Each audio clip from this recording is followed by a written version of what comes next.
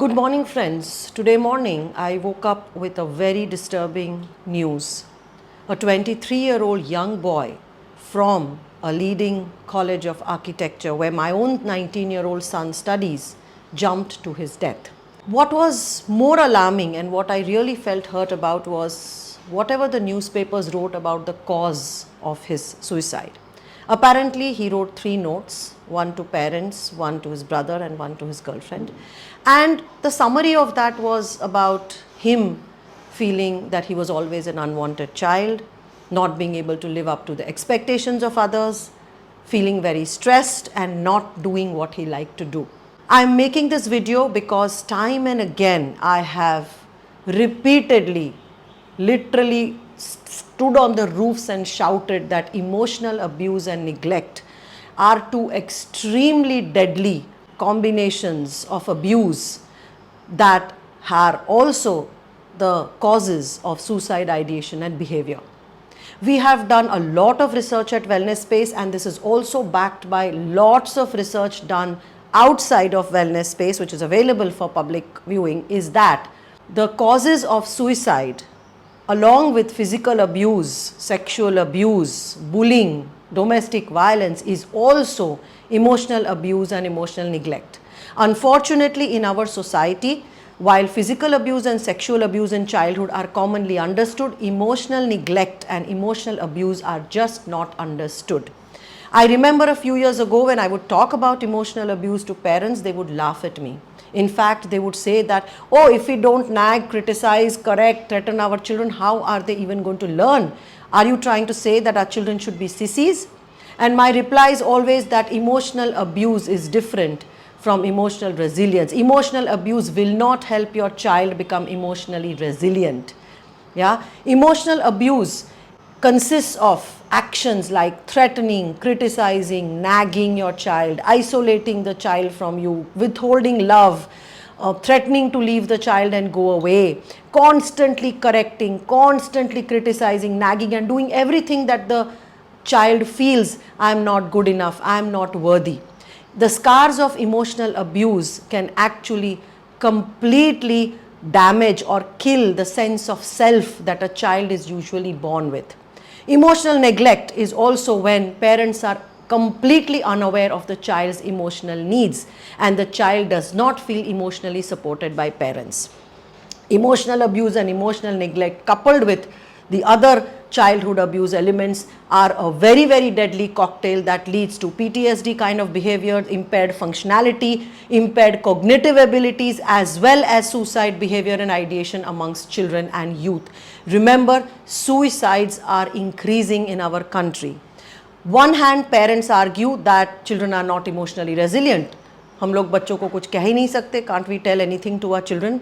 Yes, you can.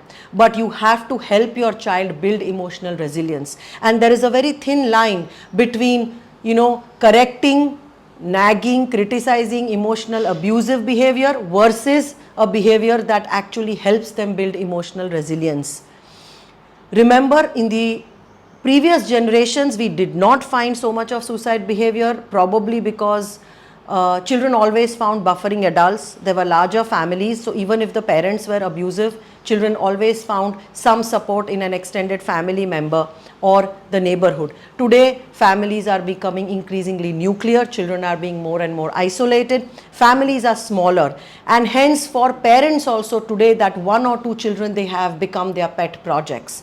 The expectations are high. The sheer focus on the child is too much.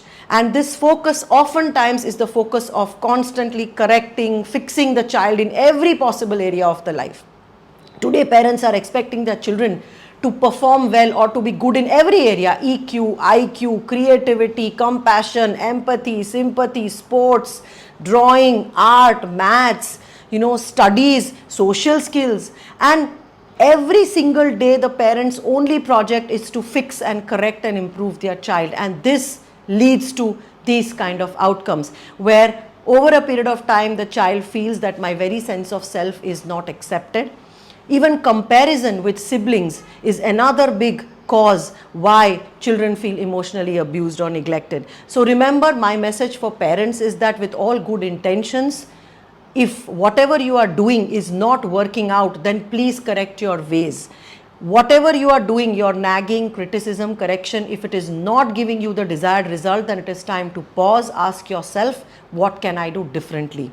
Read up about emotional abuse and neglect. If you are indulging in those behaviors, please correct it right now.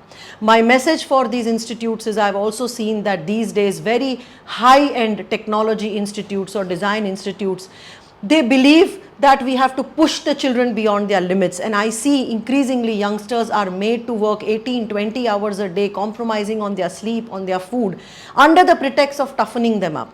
But let me tell you that when food, sleep and everything is compromised, it also affects the emotional resilience of the children, it affects their physical health, their hormonal health. And we see such outcomes. So such outcomes are not just the contribution of the parents and childhood, it could also be the contribution of institutes who put unreasonable pressure on the children to perform. And for the youngsters, my message is that please work on your emotional resilience.